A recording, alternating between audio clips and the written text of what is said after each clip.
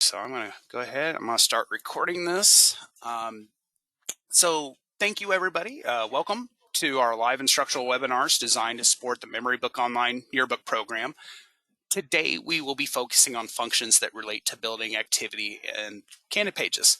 So specifically, we will be reviewing page bleeds and margins, the toolbars, some design functions, templates, custom templates, and themes. So this webinar is approximately going to take about 45 minutes. So like I said, I am recording this, so if if you do have other appointments and that you have to get to this afternoon, totally understand if you have to drop off and take care of anything like that. With this being recorded, we'll try to get this posted and a link out to everybody tomorrow afternoon. So that way, if you do have to go, we got you covered. We can get a link to where you can finish the rest of the webinar at your own pace there. So where I'm at right in the program now, I'm just in on the dashboard just after logging in. Today we're going to go over activity pages and that. So I'm going to jump right into the page designer, and I'm going to go under the create drop down, and I'm going to click on new page designer here. Okay, so for those of you that are returning advisors, pretty much you've noticed a big kind of change in how the layout looks. There's also going to be some things and how functionality of things. For those of you first coming on, this is great too. You're getting to see everything kind of for the first time and be right there with us. So the first thing I want to cover are bleeds and margins.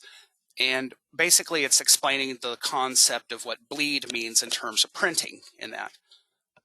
Now what bleed means, and I'm going to toss a shape here on the page just so I can show some specific areas here.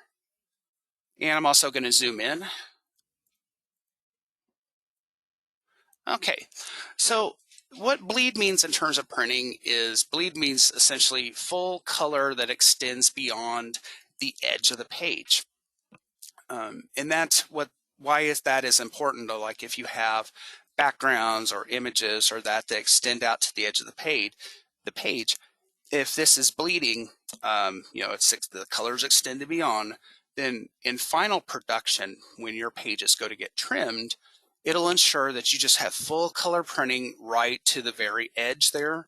And, it wouldn't leave any white edging or anything, that's unsightly.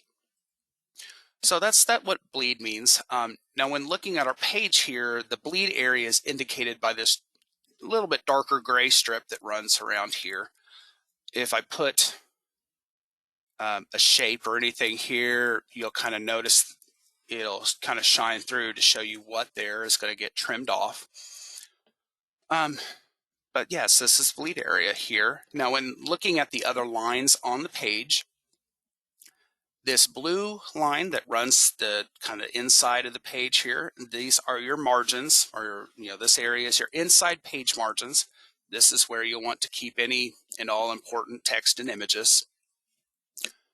This outer reddish line here, this is the estimated trim line. So this is where the page is estimated to be trimmed out. Now, in actual production, when your pages are in, this estimated trim, now there could be a variance up to 1/8 of an inch during actual production. And that's just some factors involved there. Can be, how is the actual trimmer working? How is that running? Factors that can come in are, who the operator of the trimmer was that day. So that's why we say this is estimated. And there it really can be about to 1/8 of an inch. So very, very small. Now, another thing about our trim line and our margins is the area in between the two. If you go to place any, while you're building your pages, if you go to place an element right in between this area, you'll notice the program's going to throw it all the way out to the bleed.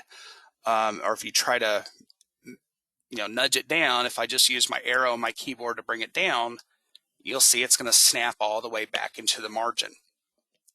the area between here is just a little something we call no man's land, because the program is not going to allow you to finally rest either a shape or a photo box in this area. It's going to push it one way or the other. With your text boxes, the program will constrain those within the margins, so you wouldn't be able to even take a text box out of here.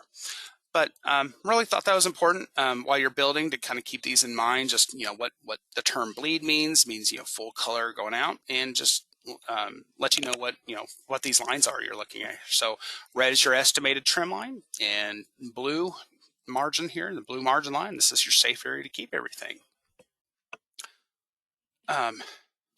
Now going over today, cancel. Actually, just wanted to bring everything back down here again. Okay, so for the most part, what we're going to do, we're going to go through just over the designer basics and kind of what it takes to get kind of started on an activity page.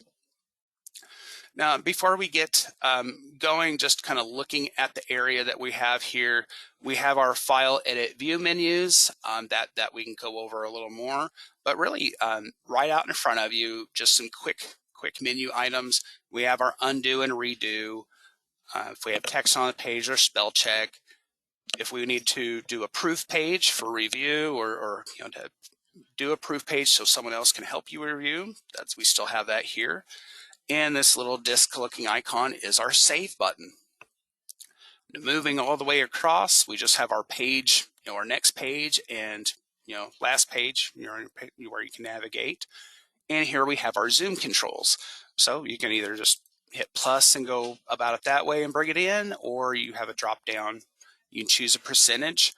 If you ever go real high, you want to get everything back just fitting in screen, just hit that, hit fit page, and it'll bring everything back to you here. Now, another way to navigate pages here is just by looking at the tabs that we have over here on the left. So for those that have those advisors have been with us for last year and years prior, got very familiar with these tabs all being over here on the left or on the right, and now they've moved over here. But they're still pretty much the same. Under the Pages tab, here's the other way you can navigate to pages under here. So the Pages tab is pretty much your page ladder, to where you can scroll through here, quickly click on a page to access it. Coming next down is our Designs tab. Now under Designs, this houses all of our pre-made templates. And for today, if I go under the drop down, we're going to be looking under Page Surfer. So under Page Surfer, we have all the categories that pertain to candid activity pages. So quite a bit of categories here: candids, clubs and organizations, gallery, openings and dividers, sports. Now, under the candids category here, this is where you're going to find a lot of kind of the more basic templates, simpler in design. Some may just have photo boxes. Others may have, if I bring this over, you get this message. Since there's nothing here, I'm just going to go ahead and hit no. But here, like this template we have, is just photo box spots. If we go through on some other ones, some have spots for headlines in that too. And some are a little bit more simpler in that. And let's see.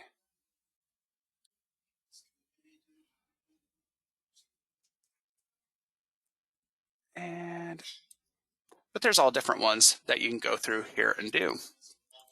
Now I'm going to start with one of these templates right here, because it has all three elements that I kind of want to go over while we're working on this. So after you've found a template, here, let me back up. There's some other things. So under Candids, there was just some basicness. The more that you go through on like clubs and gallery and these, they're a little bit more involved. They have a lot more content here, which is awesome. There's a lot there for you to work with. Another thing to keep in mind, and I'll show you this a little bit going forward, is of any of our templates, no part of the template is set in stone. So any of this is, you can modify our templates, take parts out, even design, from your modifications to our templates, you can then save your own custom template. So I'm just going to start with a basic one here just because it has, it has photo boxes, it has text, and it has a shape. Now, when working with any of our templates, working on setting up, whenever you select an element, we now have this toolbar that shows up right above the page, and it's called the contextual toolbar. In the previous version of the program, we used to have, amongst the tabs, there was a tab that was the Format tab. And under that, when you had the Format tab selected, its options changed depending on what element you had selected on the page. Format tab, that's gone away, and we now have the contextual toolbar. So as if we have a photo box selected on the page, this toolbar that runs right across will have all the different photo editing options you can do at that time. If I click on the text box here, we'll notice that the contextual toolbar now changes and gives us just text editing options. And if I click on the shape, well, shape options. So one other thing here, if you've already uploaded your images, or if you have some images uploaded from the image library, you can then access them here from the Images tab. So you can click on Images. You'll have a drop down to where you can navigate your activity categories here. Now, when bringing images to a page, it's just dragging and dropping it over to a template. So if you bring an image over, if your photo box highlights green, that means your photo is high enough resolution to fill that spot. And then if you let go, it'll drop right into there. Now, if we have an image, so let me find the one I usually have. That's not it. If I bring one over, if you notice that your photo box goes red, that is telling you that that photo is not large enough to fill that spot. And it could be a combination of things. One, it could be overall size. So, I mean, the whole image is smaller to that. And if, if it doesn't hit that spot and you still let go, the program is going to place the image in a brand new photo box, in its own photo box, over top of that one. Now, if we go to stretch this anymore, if you get to an image and you can't stretch it out anymore, so it's reached the maximum size required for printing. But our program's not going to allow you to enlarge an image beyond its actual size. So, if you have parents or teachers or those that are emailing or sending those into you, I know on some devices, we'll attach the original or large size. We have seen with iPhones that unless you, when you go to attach an image or something, unless you change it to say original or large size, it'll hook on the default image that is there. And then that's usually the smallest version available for that. So if you have people sending you stuff, just always kind of mention out to them, hey, when sending it, make sure you attach that at large or original size. And it'll definitely ensure that you get the best version of that image available. So I just wanted to show that, when they fill in. Now that I have a photo that is here in the photo box, we then have a few more options show up to us. We then have, if it's selected, kind of going through, first drop down here. If we wanted to add a stroke around our image, we could do that. So if you want to give a simple border, and then you can also change it to the stroke color. We can also change the thickness of that stroke. So the lower the point or the lower the number, thinner the stroke. So the more that you go up to 9, the higher the point number, the thicker the stroke will be. This next drop down is format and effects. So if I come down, I could do stuff like rounded corners. If I wanted to make an image see-through a little bit, I could do play with transparency. If I thought maybe the image was a little too dark, I could kind of play with the tint a little bit. You go too far, it kind of really washes out an image there. So that usually we see this used a lot more with really intense backgrounds than we do people's own images there. Now another quick question here. I'm just going to knock this out while we're here. Got a comment on the chat. So I need to know how to upload images from here. While I'm here, that's a great thing, because what happens if you have a folder of images and you want to go ahead while you're working on a page? What do you do if you want to just I have one more image I'd like to fit in, it's right here on my desktop, or it's in a folder or something like that. I need to get to my pictures here. So I'm on another, there it is, but I'm going to drag this off to another, my other monitor here. So within this spot right here, within something very new to our program, is while you're working on the layout, if you need to add in another image to a folder that you have selected, you can just drag and drop that image over here right for that category. So I'm going to take this image that I have, I'm going to drop it right here. So our image is uploaded successfully.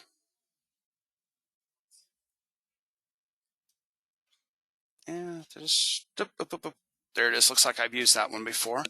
But yeah, you can drag and drop right from there. Now one other thing I'll show you here when that comes in, and that's going to be one of the next options here, is crop. So what do you do if you bring in an image and it's kind of off-centered, you want to kind of center it in the frame a little bit better? Well, we do have a crop adjustment tool.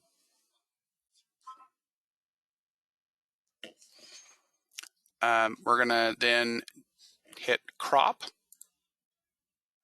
So once we have crop, it activates the crop feature. Now everything else kind of grays out except for this photo. Now when we have the crop activated here, a few things we can do. In previous mode, in the previous year, whenever we did crop, there was a little slider bar to where if we needed to zoom in on the image. Well, this year the slider bar is gone, but you can still enlarge the image from frame by grabbing the little handles and then stretching that. Okay, so that image, now I can't stretch it anymore, it's reached max size. Now the other thing here is you can grab the image and reposition it here within the frame. And then where you're done, just click off somewhere off to the side of the page or off that image, and then you have a cropped image. So from here, another couple of questions real quick I'll answer. What do you do if you upload an image by drag and drop and it says the media format isn't accepted? You would need to look for some kind of online converter for that. The program is only going to accept JPEG, TIFF, and PNG images. Any other formats like images coming off of iPhones, like the HEIC images, those you'll need to find an online converter to convert those to JPEG. The same goes with if you scan something and it comes out as a PDF or that. So if it's anything outside of JPEG, TIFF, or PNG will need to be converted before you upload it. Another quick question here is, does the flow option work on these templates? It does not. That only works on the what we did in last week's webinar session with the flow in the class portraits. When it comes to building candid and activity pages, it's just a manually drag and drop ordeal while you're working on them. So just wanted to fit those in, but we'll get back to kind of that point, back to what we were on the crop. So we know if we select it, we can go up here and hit the crop and that. You can also just double click on the photo to activate that process here. So here we've gotten a couple photos, and let's see, what can I do? Can we fill in the rest here?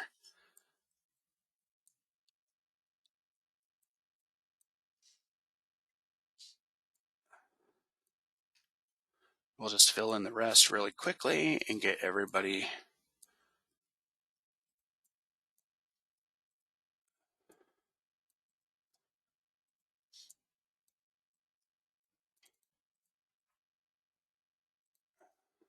Okay, so I got it all filled. Oh, hers didn't hit that spot, so I need to find something else for there. There we go. Okay, so really quickly, I just dragged and dropped in a whole bunch of that. Okay, so now, if we're working on text, so if we click a text box, then we have different text editing options. So we got under text, anything you've added to your collection, you can then go through and, kind of change those different font styles. Now in this case, when I change this one, what I have here, you might see this from time to time, is you'll see a red X that pops through here. Now, what a red X means in a text box is either the type that's inside is too large, or not all of the text in the text box is showing. And I think there's also if there's extra spacing, like if you write the last line. So to fix this, a couple different things you can do here. One, you can bring down the text box a little bit to where everything's then showing, or if it's a really large font like this, you can kind of keep working the size here. And then once you get that to, an acceptable size, the red X will then go away. So after this, we have, the size. We have a color drop down here. Now, with some of these menus here, you can unpin them and move them around. Now, with text boxes, changing color are quite a different things that you can do here this year. When the color palette is up, we have two different options that we're working with here. We've got our text color, which is how you see the text, and then here is shape color, and shape color does with the actual text box itself. So with that, with that selected, I'm going to quickly, I can change the font. Wow, that's not a good color. I'll go to a darker one there. So we can easily change our text color. And we're changing the fill of that. Now, one thing we can do is I'm going to change the stroke or the font style here just to show something a little bit different. So our fill is here. Now, another thing is we have stroke, and we can now add a stroke to our lettering. And I don't know, I'm going to zoom in here so we can see that just a little bit better. But that's something new in the program. Now we can actually add strokes to fonts here. If you need to take anything off, so just depending on what you have, so you can even take out the fill and just have a stroked kind of text effect here.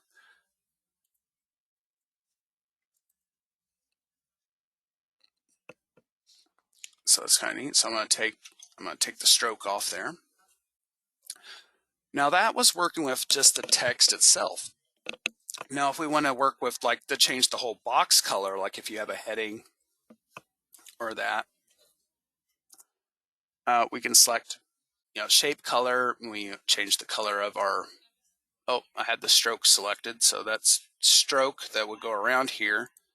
Or if I wanted to fill it in, to fill. So be careful on watching with those. I mean, it's kind of new. It's a little tricky to some of us still on trying to figure that out.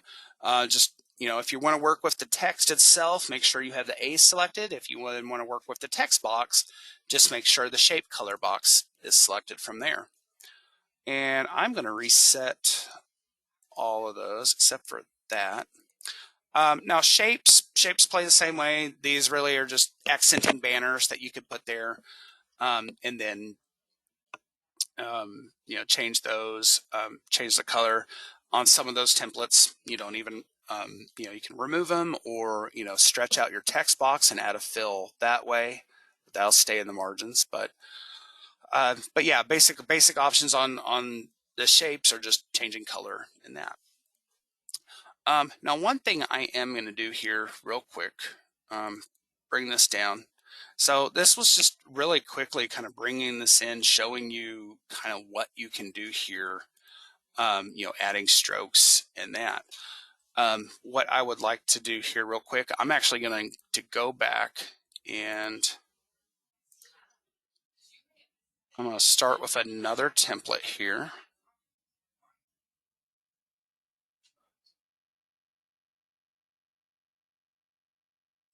If I can find what I'm wanting.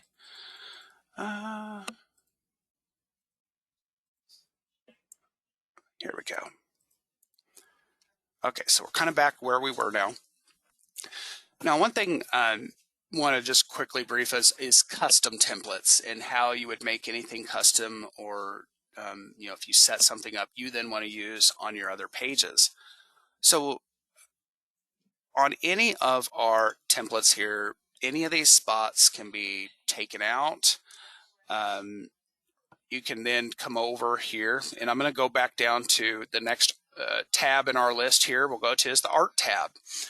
Under the Art tab, we're going to see things like image frames, to where, if you need to take out one of these, let's say you wanted a circle in here instead, you can hold down a circle. Now, when you just grab the handles and you move items here in the program, it is going to just kind of throw it wherever. It doesn't size it proportionately. I'm going to bring a new one back on here. Now, if you're sizing elements on pages, and I think this is going to go with another question I saw in the chat about cropping. So whether it's cropping or resizing or anything, if you need to resize it proportionately, you're going to hold down your, let me select it. Nope, I'm going to go back because I was about to tell you all the wrong key here.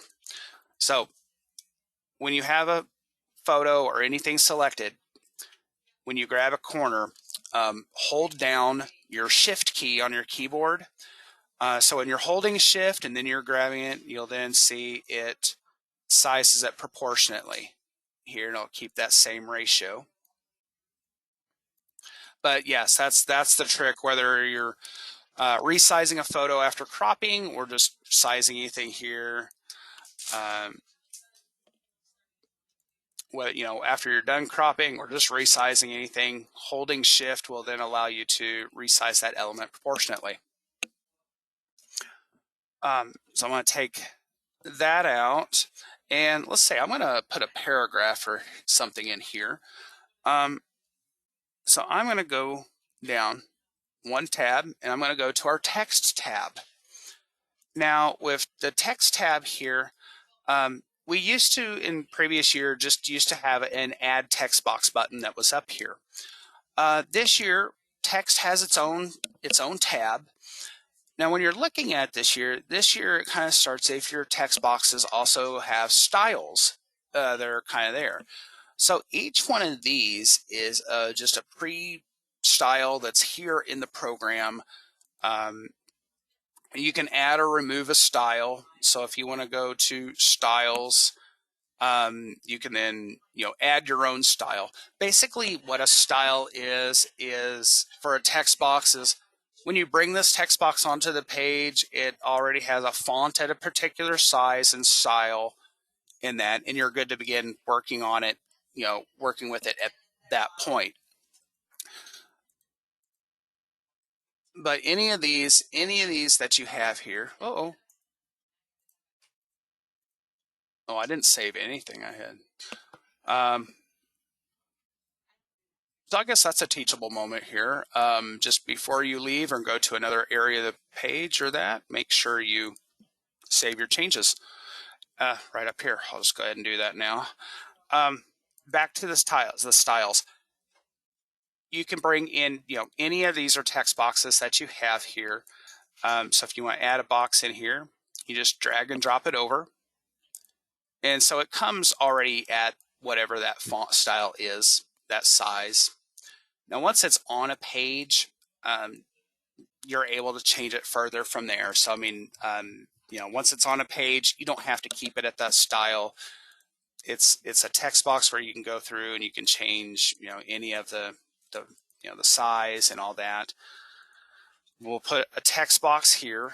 Let's say that, another thing that you wanted to do was, I want my candid template to have all rounded corners. So I'm going to round the corners on all of them. And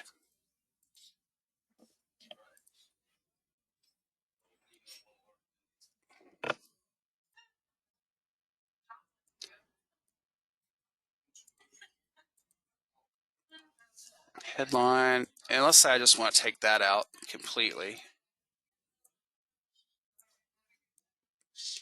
But all in the basic of taking one of our templates and modifying it to your own liking there.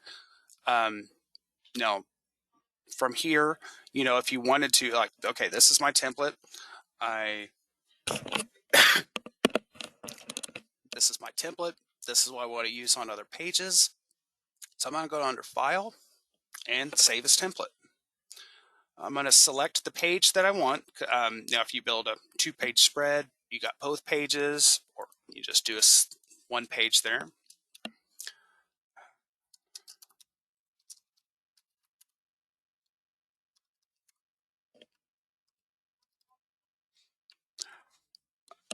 I name a lot of these the same, so if I just put an odd number, I don't expect to ever kind of get a duplicate message here. So, but you'll name it the way exactly you want it. I just have to do that. I've had these. So, okay, so I have my template saved. Now, when you have your own templates, these will be under the Designs tab, and on these they'll be under Custom. If all this is closed up, they'll be under Custom. We'll go under My Templates.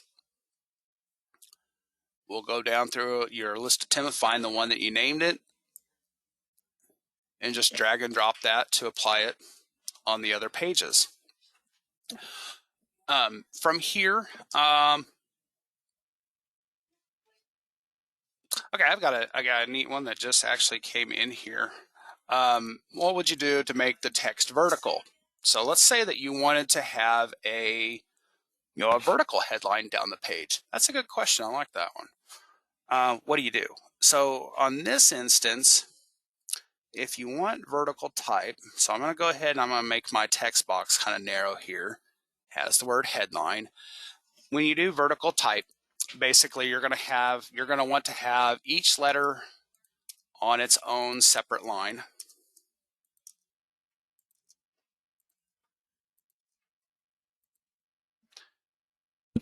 So from here, because then if the box is centered, if the box is centered, everything lines up nicely there.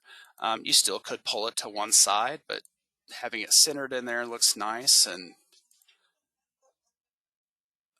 okay, so 54 is the max that we can select, but you can kind of, oh, a little too big. Still a little too big.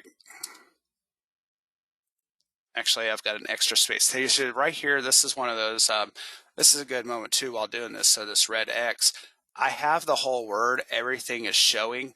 Another thing that can cause red X in a text box is an extra line of space or so. So if you got done typing your last letter and hit that extra space, sometimes it's that. So if you get that, you're able to put a cursor. I'm going to undo that here real quick. I'll put it back. So if you're able to get a cursor under your last line of type, just backspace that out, and there we took care of that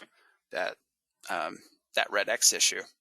But essentially, back to that previous kind of neat question. If you want to do vertical headlines, it's one letter per line going down. If you want it looking like this, otherwise, here I'm going to delete that whole. Otherwise, if you wanted something that read sideways, you can also rotate a text box by grabbing the little rotate and running it that way as well. So want to throw that in there in case that covers that way too. Another thing where I'll kind of go from here are backgrounds and clip art, what we're dealing with. Under art tab here, we have the clip art section. So anything, I'm going to click here. Here you'll find borders, your headlines, your icons, other little illustrations, and you also find our theme art that comes with, some of our covers have theme artwork, clip arts and backgrounds that goes with them, and those you'll find here. A lot of these, just drag and drop, and from here you can incise the clip art. So a lot of stuff here. There's also banners, other lots of stuff. So if we click beside illustrations, even more categories with clip art in there for you to use. Got banners here. Of course, I kind of didn't stretch that right. So I'm going to hold shift here, and that way I can drag it out manually there. So clip art, all tons of clip art here for you to use. Also under here are backgrounds. Now under the backgrounds, with any of these that are under here under the category, basically it's dragging and dropping. It'll apply the background to the page. And actually I'm going to toss a banner back on here.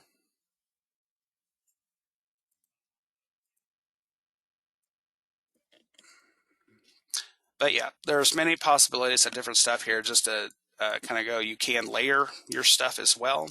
So I mean, there'll be a banner. I'll bring this over.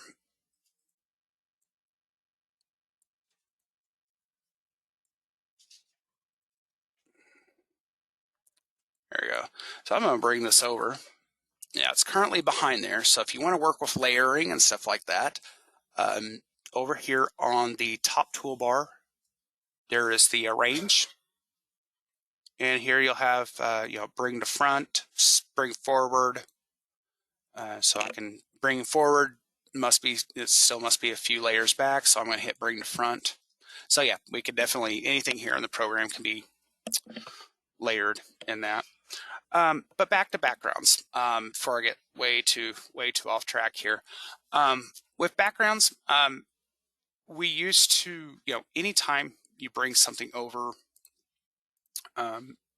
another one over, it'll replace it from here. Now, used to that you could select the page and just then hit the background to remove it.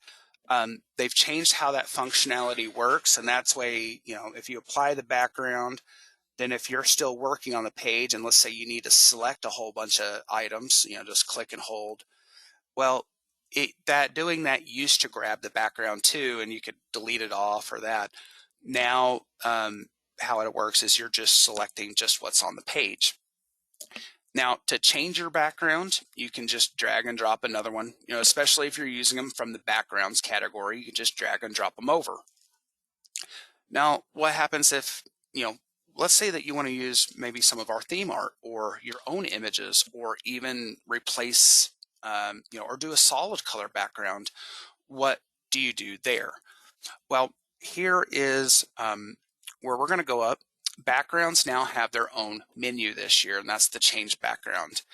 I found it funny. I feel like in the chat here, some of the questions are like setting me up where I'm going next on that. So I just find it's amusing. I think we're going on the right path here. But I'm going to bring up the change background menu. Now it does stay pinned, and you can unpin it. When this is here, you can work with both the left and right page. There's background color. Actually, I'm going to go ahead and remove the one that's there. But here, if we want solid colors, this is where we're going to go. And, you just click on that. You choose any color from the, wow, that is bright. I'm going to choose something a little more subtle there.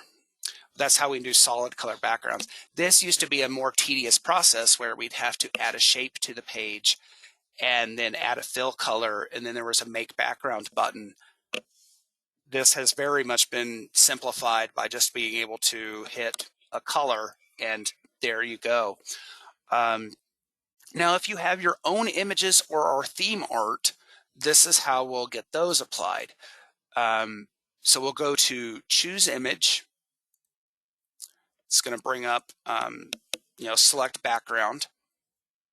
And we can navigate to any of, if you have something within your own activity images, let's say you found a background out on the web that you really like.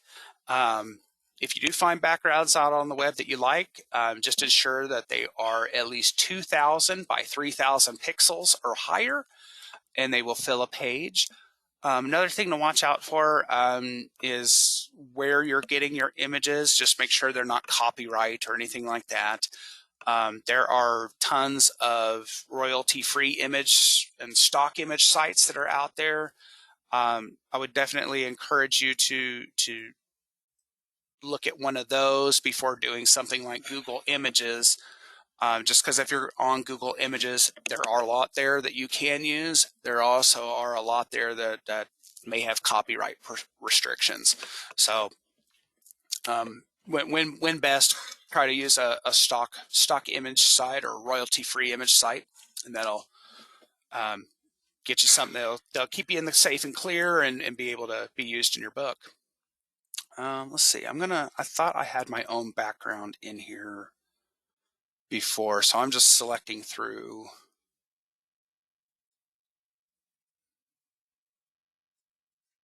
Oh, there it is. Okay, so whether this is your own background that you found, or maybe you're taking really large images around the school, if they're, set up kind of portrait style, like if you took a shot down the hallway with, that's lined with lockers or anything like that, those are cool. Or some people will do, like go out, take a picture of a part of the school, and they have that.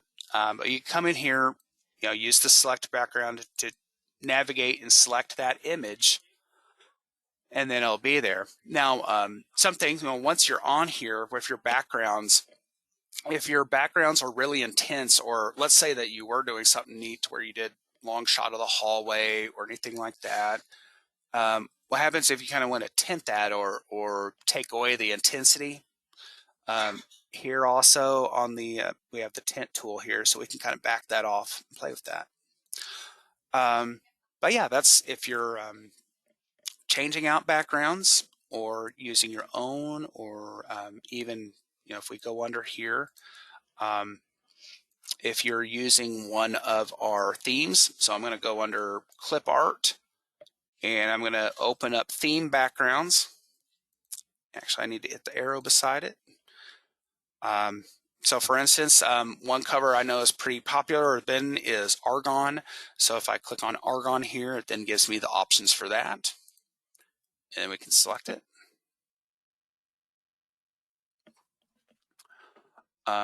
So again, if you're working, want to change your backgrounds or that, you're going to go up to edit and change background.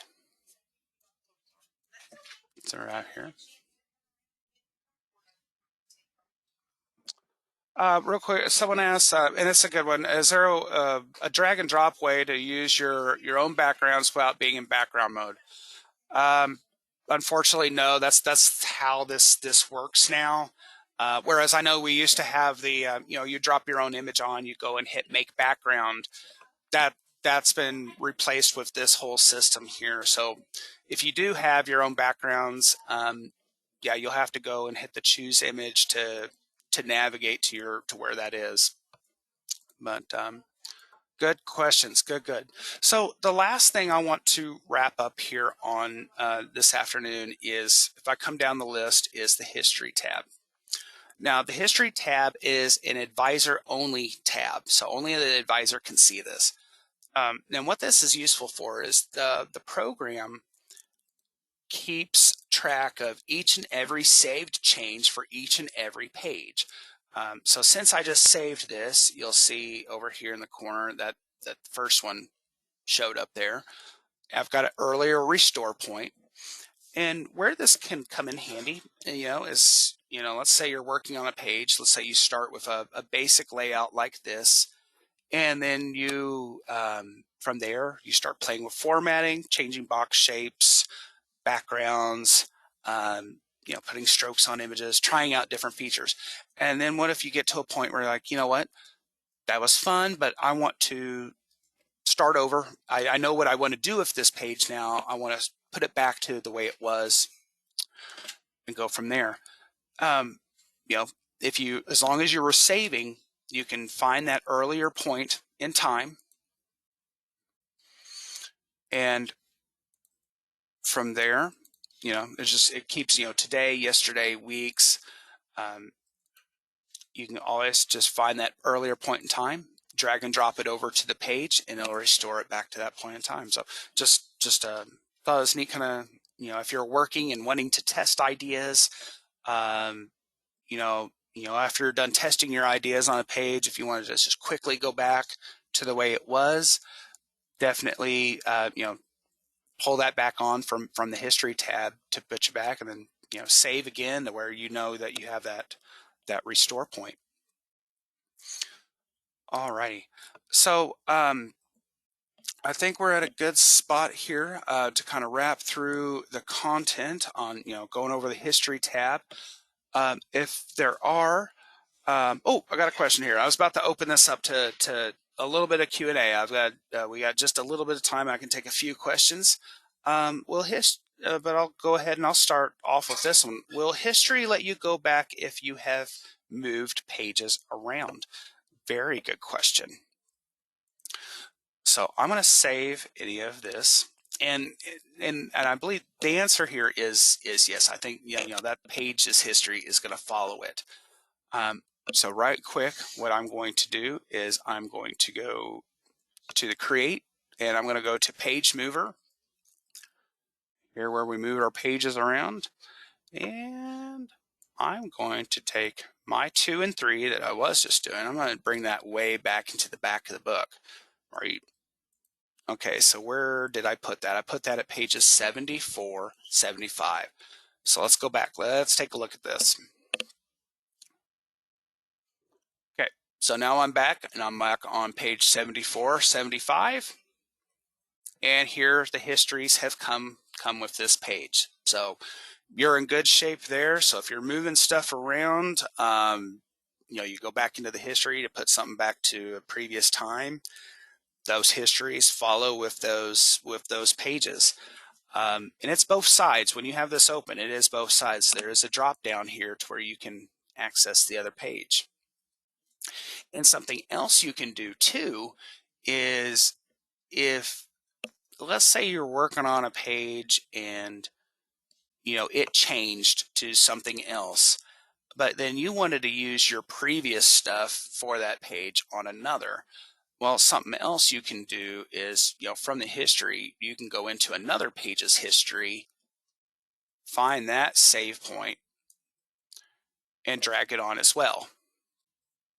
So that's pretty neat. So if you remember an idea that you had at an earlier point in time, find it in history, you can bring that back. All righty. So I do see that there's another question here. Is there a summary list of the exact changes between the old and new programs? We don't really have a list on that, but pretty much the biggest change was here in the designer, just how the designer, the page ladder area still is the same. The image library is still the same. Some of the stuff here in the page familiar is still very familiar, like design, pages, designs, where you go, you get your images, and that tabs have changed. But for the most part, a lot of this, just kind of the look of the layout has changed, and the flow function has changed a little bit. But a lot of things, while some may look different, are still, they function and work exactly the same. Okay, before we wrap up, I have probably one or two more questions I can get in with you guys. And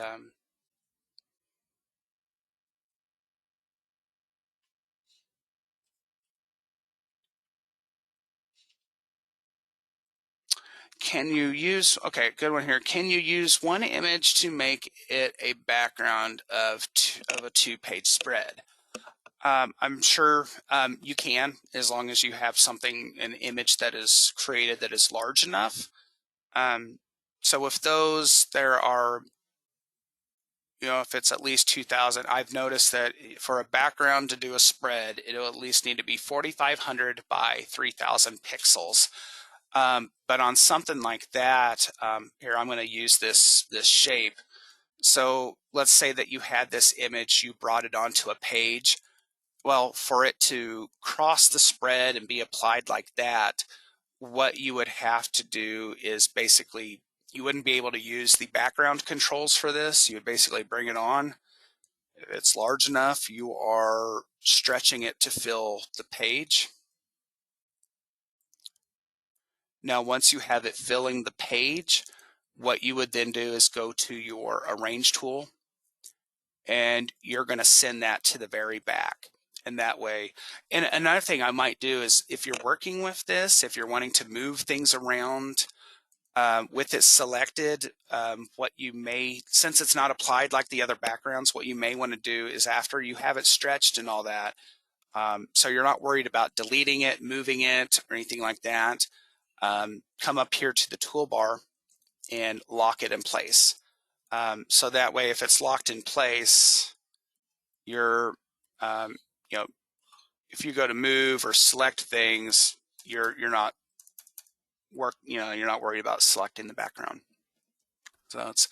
So at least, so yeah, if you're creating something or finding something that is 4500 by 3000 pixels will work.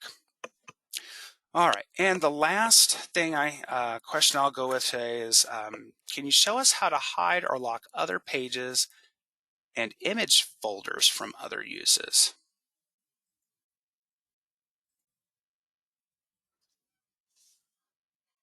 Okay, with that, I know that pops up with that message, and I think that it's part of something that's the Jostens, their version, their YBA version of that. So we're just a scaled down version. We don't have that in our program, so we're not able to hide folders in our version. They're just unable to change that because of a lot of the stuff is the same between our version and their version, and then there's another one there too. Unfortunately, just for us, since we're the lower tier, we weren't given the option to do that. But when I'm in the image library, my edit button for the folders is grayed out. Now that part is, if you have an activity, let me get to create. Oh, I left without saving my changes. So if you have any one of your categories selected, portrait or that, you can hit edit category and you should be able to edit the name on a category. If it's anything under the My 2020, then that's something coming over from last year. You will not be able to edit that. But yeah, if you're in here, I'm under Create Image Library. When you hit your category here, yeah, you should be then able to edit and do anything there. So I am going to wrap up on that, or on this for tonight. Thank you very much for everybody for joining me this afternoon and going over building activity pages, and kind of also going over the new page designer. So hopefully, these demonstrations and functions, related to creation of activity pages may help when it comes time when you're building your book. Using the templates already in the program and building your own templates, those will definitely save your time. They'll also give your book continuity. So Feel free if you haven't so far.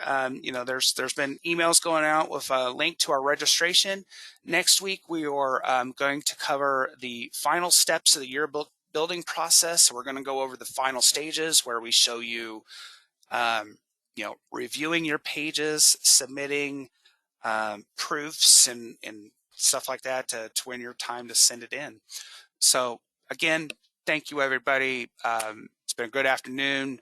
Hopefully I've gotten enough information out there to help you out. If you do have any questions, please feel free to reach out to us during hours, Monday through Friday, 8 a.m. to 5 p.m. Central Time. We can be reached at 877-302-3140. Or, if a phone call is not available at the time, or if we're not here, or you just want to email us, we are at memorybooktechsupport@jostens.com. So thank you, everybody. You have a great afternoon. We'll see you later. Bye-bye.